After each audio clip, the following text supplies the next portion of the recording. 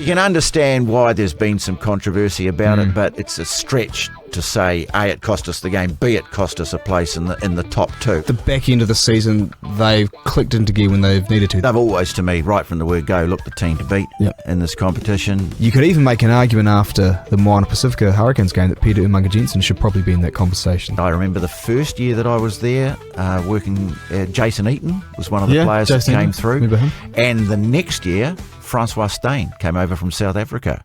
DSPN, the Devlin Sports Podcast Network. Welcome into the DSPN. My name is Lachlan Waugh, sitting in for the usual host, Martin Devlin, this week. Marty away on holiday. I am the producer, so I'd like to think you know my voice and my face to an extent. But you'll know this man very well as well. Sky Sport rugby commentator for a long time, Tony Johnson, back with us. Tony, welcome. Morning, Lachlan. I'm going to give you all 6 Super Rugby finals teams. Of course, regular season wrapped up. We've got the finals coming up. 3 games this coming weekend. 6 through 1. I'm going to ask you whether these teams can actually win the whole thing. Okay. Blues. Possibly. Reds. No. Hurricanes. Possibly. Brumbies. I'm going to say no. Crusaders. Yes. Chiefs. Yes. Yes, okay. Let's start off with the game that you commentated on Saturday, the Blues-Waratahs game at Eden Park. Questionable conditions, wasn't exactly the nicest night for footy, or evening for footy. The Blues, scratchy in the first half, I thought, tightened their grip on the Waratahs as the game went on. The Waratahs were their own worst enemy in many ways as well. Your take on that game?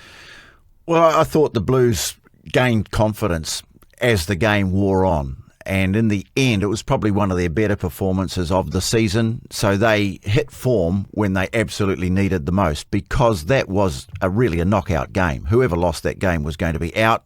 Whoever won the game was going to stay in the hunt at least for another couple of hours. And as it turned out, they stay in the hunt for the playoffs. So they found some form when they needed it the most. They haven't been the team that they were last year, never really have looked like the team they were last year, but they're still in the hunt. Now, I think they probably had some help from the Waratahs, who started off reasonably well. If they had a couple of sniffs at intercepts, and if they'd got those, who knows how it might have affected the momentum of the game. But they didn't take those chances. And as the game wore on, I was almost dumbfounded by the tactics of the Waratahs. They've got a lot of talent in that team, even without the players that they were missing, Su'ali'i and Jake Gordon in particular. But they just kept kicking the ball away, and the Blues are just lapping it up. Corey Evans, who's been one of, I think, their unsung contributors, playing at fullback recently and effectively, running the ball really strongly out of the backfield, and you could just see the confidence, the belief, a little bit of the mojo flowing back into the Blues. Really good time for them to hit some form. Rieko Ioane, a hat trick to draw level with Doug Howlett as the Blues' top try scorer. That's been a long time coming. He's really crawled to that over the last few years. Yeah. But now they've got to turn around and face the Chiefs in Hamilton, and that will not be easy, and they know that. But they're in with a sniff, I think, as Rieko Ioane alluded to. He made a comment over the weekend about how don't give us a sniff or something, which I think is bold considering who they're playing. But he's talking. They've got to talk themselves up. Oh, of course. It'd be terrible if he did the opposite, wouldn't it? And they're quite happy to do it outwardly, and obviously you probably see some risks in that. But they are the underdogs going to Hamilton. Why not talk themselves up a bit? Well, then again, they obviously lost in round 1 to the Chiefs, where they were leading at halftime. First half they looked really good. Second half was a different story, and then the game in Hamilton, that they only ended up losing by 1 point, and I think the Chiefs got to try at the very end with a conversion to win it. And then you think about the Blues did. Yeah, the Blues, Taylor had a chance to. He had a sideline conversion, which was asking a lot of the young fella, and it didn't miss by much. So they'll take stuff from that rather than the earlier performance. I think we can compete with this, guys. That'll be their thought. It'll be a hell of a game. Oh, yeah, it will. Because I think you're right with the Blues. I think their tails are up a little bit. The performances haven't been convincing. I think, unlike the Hurricanes, who've gone on this run, they've beaten some good sides who are ahead of them on the table, the Blues just haven't done that. And I think, actually, the Waratahs' performance was good. I think their 2 best performances, or the ones that stand out to me, are both losses. It was away to the Chiefs in Hamilton, where they were heavily undermanned and nearly won that game. And then the Crusaders game down south in the pouring rain, where I still maintain they should have won it. So they've had those performances, but I just still feel like there's just a gap between them and the rest. Well, the difference has been this year that they haven't been converting visits to the 22 into points, and that's what we saw, a little bit of that coming back into their game. Look, there were some real positives to come out of that game. They were up against a Waratahs front row. They were all test players. And I thought they got the better of them. Great. The Blues scrum. Well, the Waratahs had an all-test front row. Yeah. And the Blues scrum competed really well against them, to the point where there's a bit of talk around now about Joshua Fusitua as entering the conversation for the All Blacks, if not earlier in the year, then maybe later in the year. Marcel Renata's had a really good season. Of course, Ricky Riccatelli in his last game at Eden Park. I think set a good foundation for the team. And so, they'll give it a lash, because I say that you've got to be in it to win it, and they're still in it. Yeah, and they've got the championship pedigree. One thing they didn't have, obviously, prior to last year. Yeah. Hard to go back to back, and all teams have struggled this year to get consistency in their performance. The Chiefs will know they can't afford, even though they are the favourites, they are a form team, the form team perhaps in the competition, well, along with the Hurricanes right now. They know they drop their performance by 5%. There's a chance they could lose. Although, of course, with the format, that they will get another crack at it the following week. Yeah, well, really keen to talk about the format soon. Let's talk about the Chiefs, because, that first sort of 15-20 minutes against the Highlanders, that was last versus first, I thought, on the table. The Chiefs were just so much better than the Highlanders. But they have had a few stumbles during the year. Obviously they lost to the Enduro. They lost the game to the... obviously, the Hurricanes of Wellington, which you could argue probably should have won as a better side, had a lead in that as well. Yeah, and there were five blanks against the Waratahs. Well, the Waratahs as well, which is probably the most glaring defeat out of them all. But I guess the back end of the season, they've clicked into gear when they've needed to, the Chiefs, and they showed that on Friday. They've always, to me, right from the word go, looked the team to beat in this competition. They get home advantage, which means a lot to them.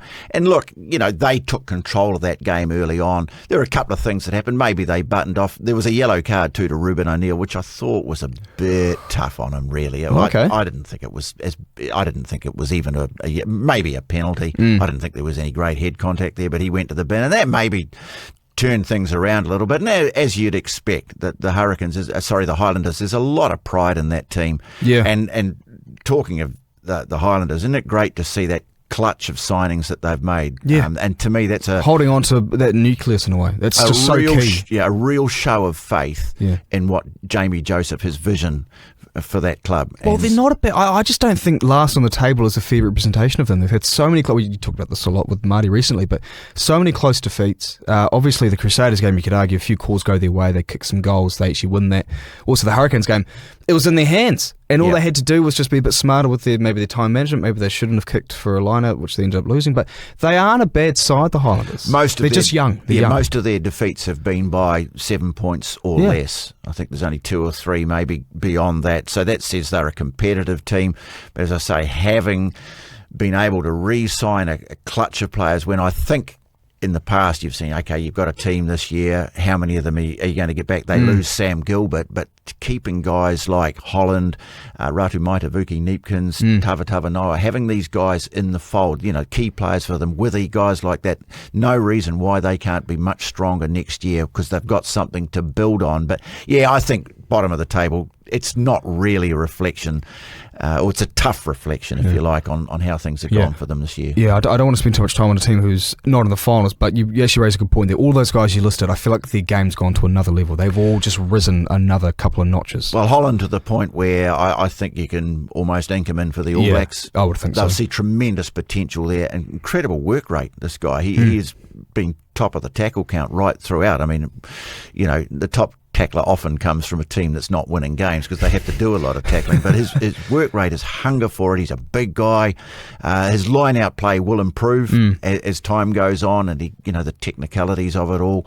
Other players have been thrust into All Black contention. A lot of talk about Timothy Tavatavanawai as well. But even if they don't make the All Blacks, they've certainly captured a lot of attention, which is great. And it was good to see a decent crowd there too for the final game of the season. A lot of great players missed out on the All Blacks as well, so I don't think there's anything too bad about that. Probably the game of the round, from a certain point of view, the Crusaders-Brumbies match on Friday in Canberra. This game was a great contest, back and forth. You saw the Crusaders go to a lead, Brumbies ran them down. I think that sort of last 5 or 6 minutes, a lot of controversy around that. I guess, there's a lot of angles you can attack this from, but can we be too angry at the referee for getting that wrong? Well, I'm not convinced by some of the arguments that are being put forward. First and foremost, a lot of it, it was emotional. There was so much at stake because second place on the table is better than third, and significantly. I think they also, they're looking for an Australian team to really challenge for the title, and that would have been a great way to put down a marker by beating the Crusaders. To boil it all down to one refereeing decision, I think, is drawing a long bow, because the game's 80 minutes, and there still would have been time in that game, even they had the ball deep in the Crusaders 22, even didn't if they? you'd called a knock-on at that point against Sevu Reece, who's to say the Crusaders couldn't have got the ball back, finished the game off with a try? You can't make that assumption. You can't assume that they would have scored either. First and foremost, my way of looking at it, after looking at it countless times, I'm still not convinced it was a knock-on. For me, a knock-on has to go forward. Yeah. The ball... It doesn't really move, does it? It did move. It started off inside the 22 and ended up on the 22, or even just on the outside of the 22. The ball actually went backwards. Right. There may have been a touch forward in that, but to me it's a moot point, because what should have happened is that there should have been a penalty against the Brumbies player diving through the ruck, which disrupted... And I understand that the law is that you're not allowed to do that anymore. So he dived through the ruck, which I think was a contributing factor in Reece not being able to pick it up cleanly. So to me, it could just as easily have been a penalty against the Brumbies.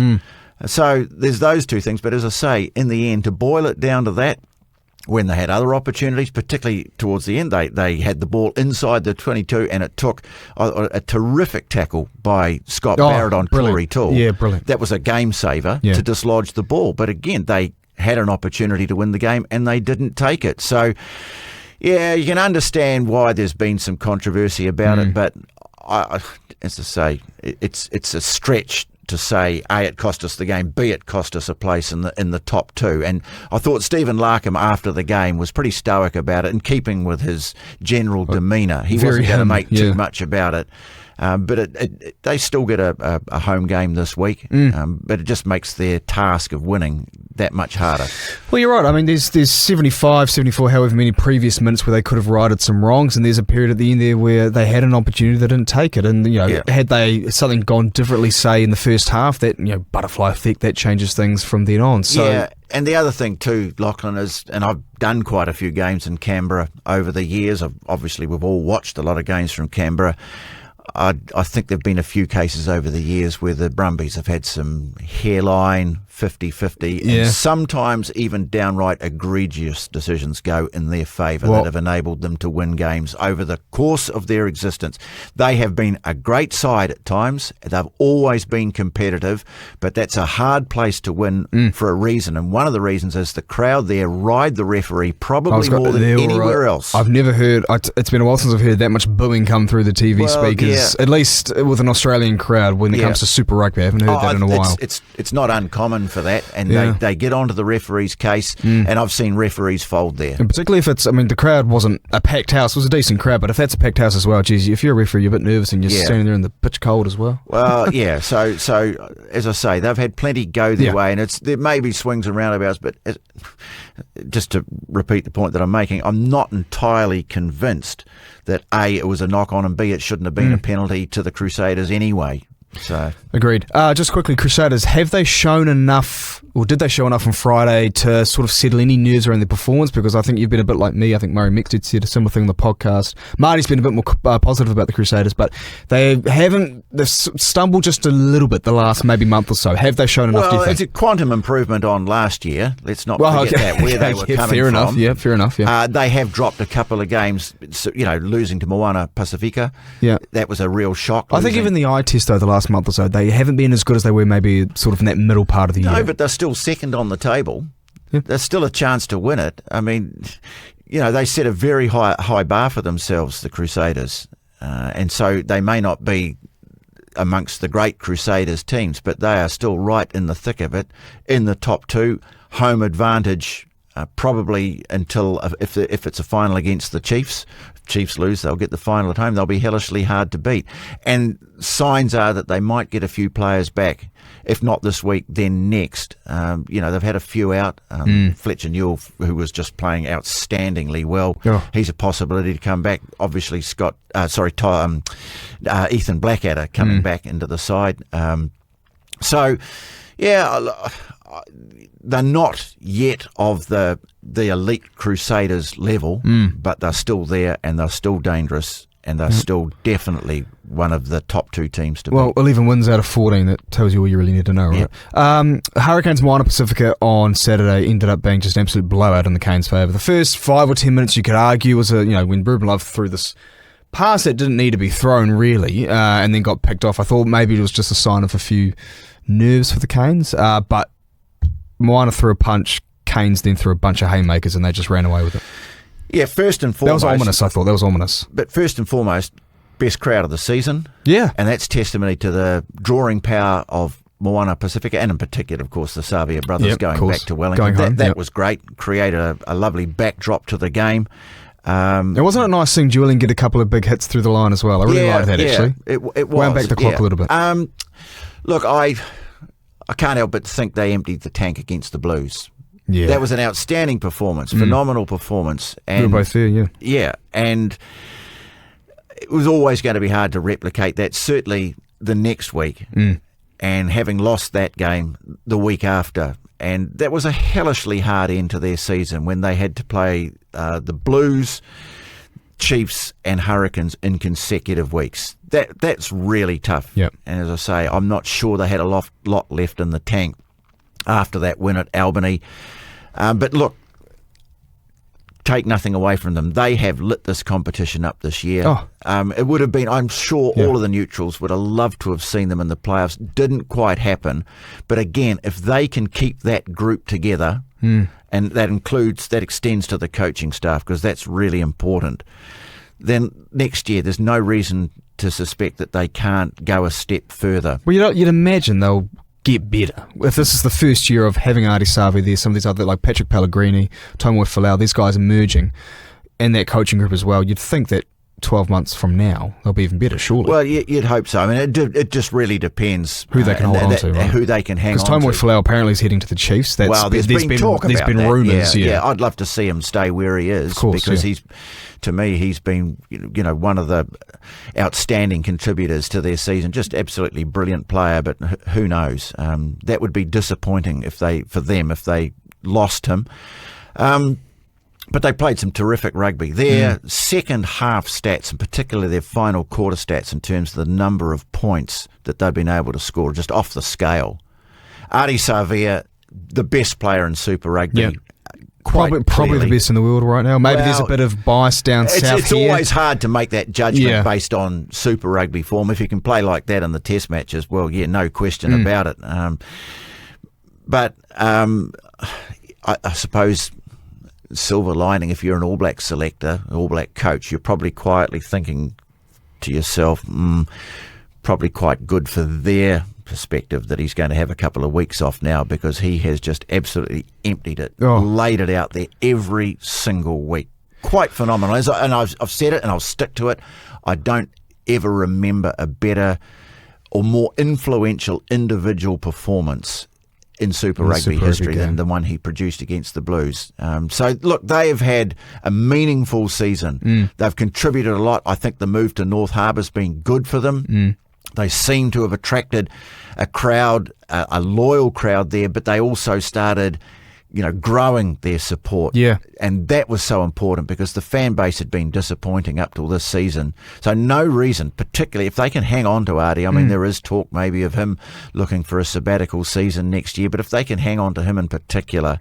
You'd like to think one more year at least, surely. Yeah, then who knows what they can achieve next year. But let's just give them credit for what they have brought to Super Rugby this year. And they've gotten some good wins over some Kiwi sides as well, which, as we know in this competition, that's almost a bit of a marker. If you're gonna be a contender, you need to beat the Kiwi sides. I think probably when they look back at their season, the one that got away on them, the one that could have made the difference in the end, although you talk about the butterfly effect, game one.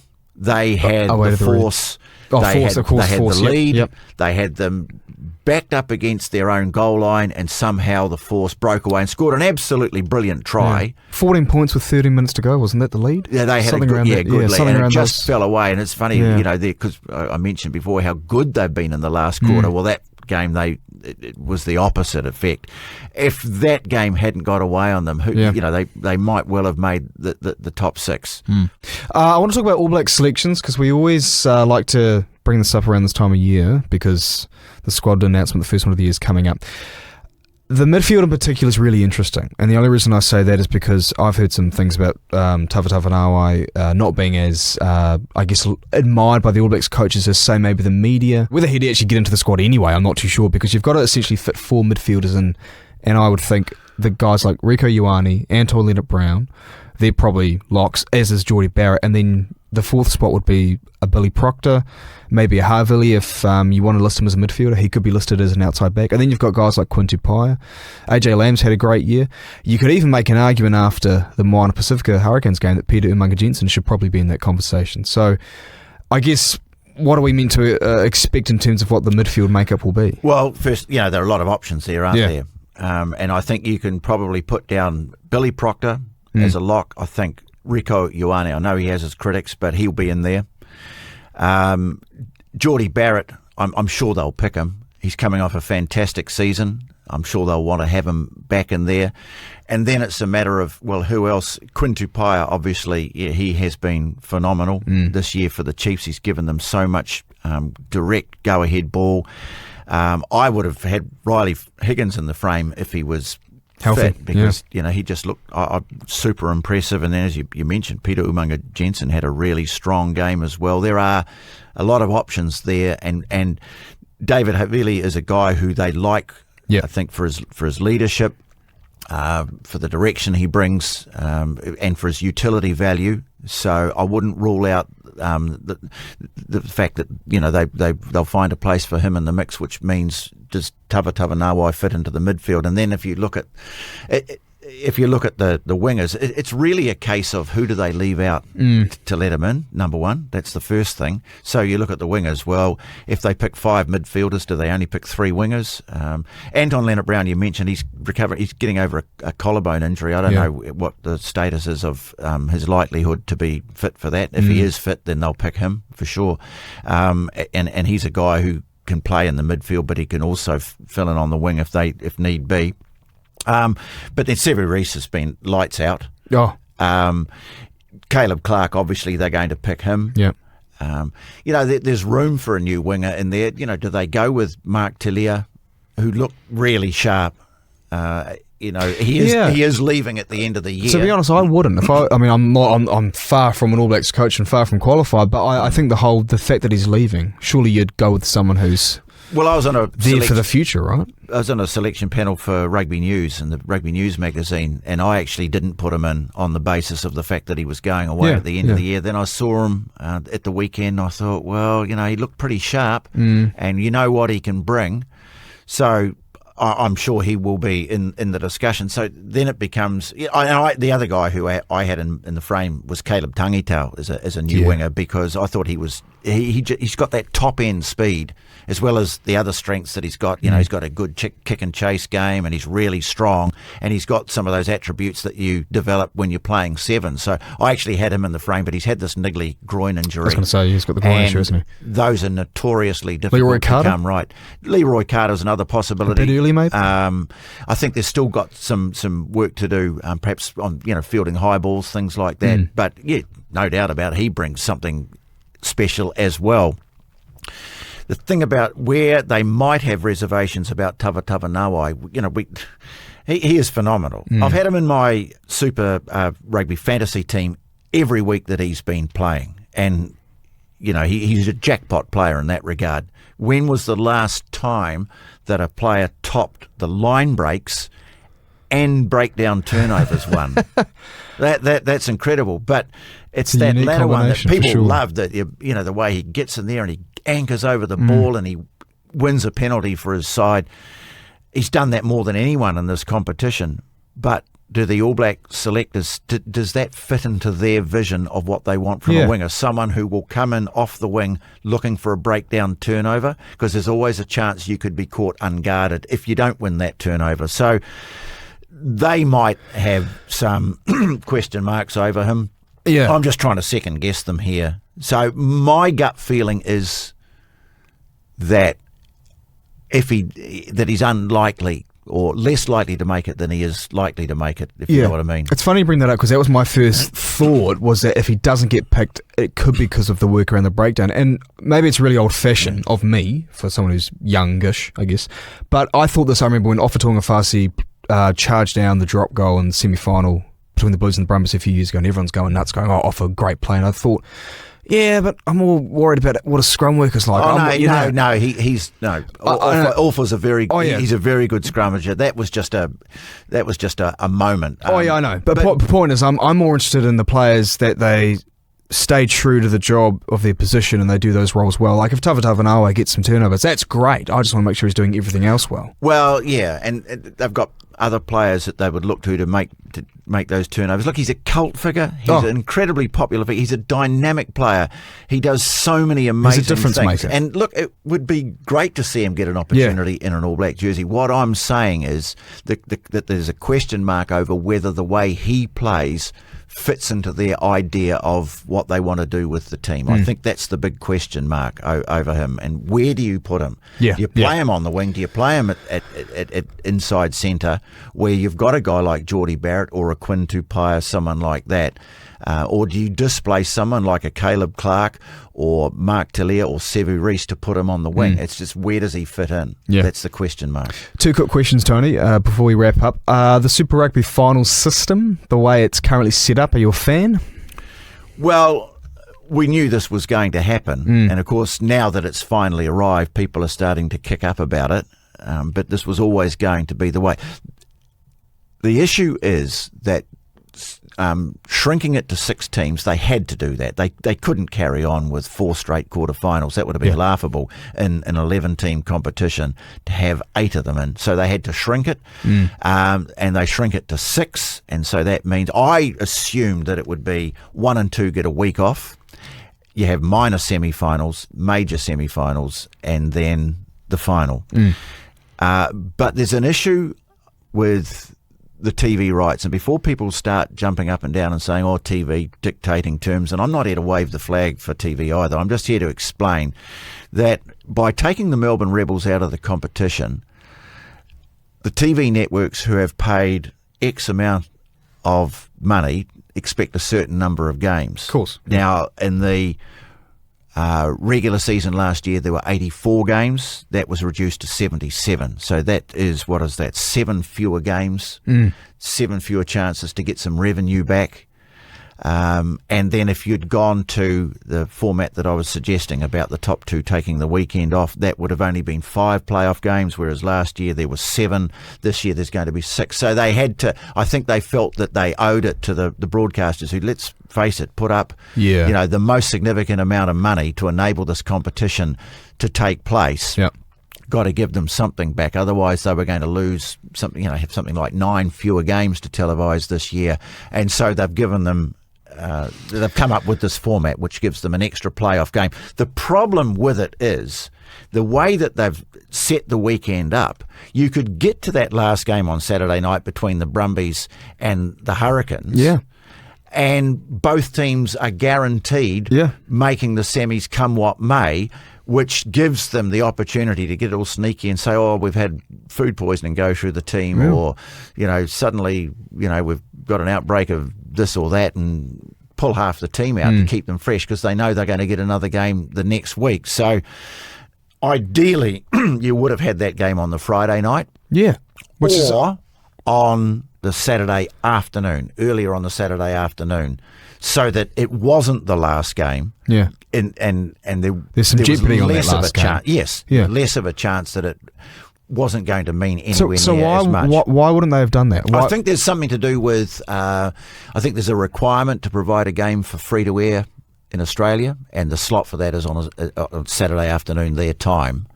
which presumably makes it the game in Hamilton. I'm not quite sure about that, but I think it's got something to do with that. As I say, ideally for me, I would have had 2 games on the Friday night, 1 on Saturday, or 1 game on Friday night, 1 game Saturday afternoon.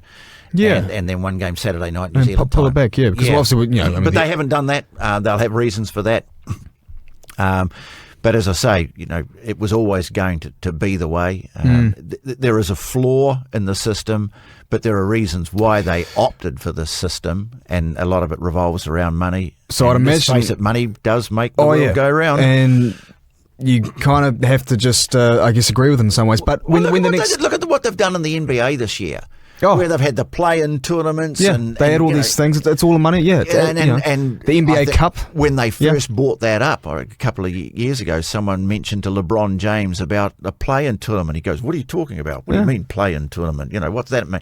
It happens, and as I say, at least they've shrunk the playoffs this year. Because if that's stuck with 8, that would have been would just been a joke, wouldn't it? But 6 is a difficult number to work around, and maybe that they probably will have another look at it after this season. So when the current TV deal ends, could we expect a change then, do you think? Well, quite possibly. Well, it does end this year. Well, there you go. So, But look, we're making an assumption here that the Chiefs and the Crusaders are both going to win, because if they don't, then obviously that game in Canberra assumes a hell of a lot more importance. Of course, yeah. Last question, Tony. I want to talk about Murray Mexted, because he was honoured in the King's Birthday Honours, an All Blacks icon, and for people my age at least, or maybe a smidge older than me, as much an icon as a commentator and the colourful commentary that he had. And obviously you've been at Sky for a long time, and you would have worked alongside him for a period, and he of course called games with Nisbo for an extended period of time, I think over 25 years or so. But I think wonderful to see someone of his importance to rugby in this country, and someone who actually loves the game as well, the way that he does, to see him get recognised is quite lovely. Yeah, that's terrific for Murray, living in the Bay of Plenty now. But it's not just his playing career, yes, and Murray was a fantastic player, a bit of a groundbreaker. He brought a new dimension to the game, and I'll never forget his debut, that try that he scored against Scotland in his first test. It's going back a long time now. I think it was, what are we talking about, 1980, I think that was, or 79 maybe. Yeah, 79. Well before my time. And part of a great All Black side. Became a commentator, a bit of a cult figure as a commentator, but also his work with the International Rugby Academy, where he's offered a lot of opportunities to young players to go in there and learn. Big names have gone through there. Absolutely. Yeah. Artie's one of them. Yep. Yeah. Well, I used to work on those courses for him with some of the younger players, just teaching them a few communication skills. And I remember the first year that I was there working, Jason Eaton was one of the players that came through. And the next year, Francois Steyn came over from South Africa. Really? So, and Artie's another one. So I've had some terrific players come through there. Francois Steyn, wow. Though that's a multi-layered contribution to the game, to the image of the game.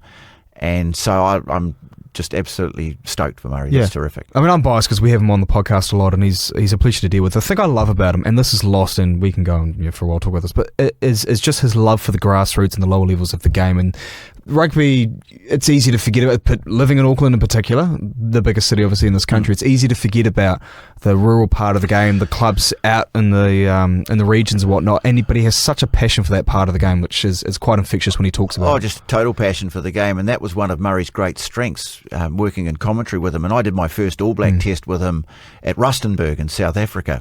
And, he was fantastic to work with, because, I was nervous as all hell. Oh, I bet. And he, just before the game, just a reassuring shake of the hand, pat on the back, we'll be fine. And I, in that situation, couldn't hope for someone better to be doing it with, particularly Murray in South Africa. I actually had my birthday on that trip. It was a 2-week trip to South Africa. They played the test in Pretoria, which they won, and then Rustenburg, which necessitated I use the word loosely, staying at Sun City, which was a remarkable experience. But we did a lot of games with them, and we, with the team, Nisbo and Murray and I, we did the famous Fog final in Christchurch. Oh, and of there course. were a lot of... Which the Canes fans will tell you that's the reason they lost. A lot apparently the of Crusaders didn't play any. one-liners sort of disappeared into the fog that night too. It was a night tailor-made for the odd sort of pun and what have you. Yeah. But no, I always enjoyed working with Murray. Murray had an incredible ability to just zone into the excitement and the energy of a match, and he brought that.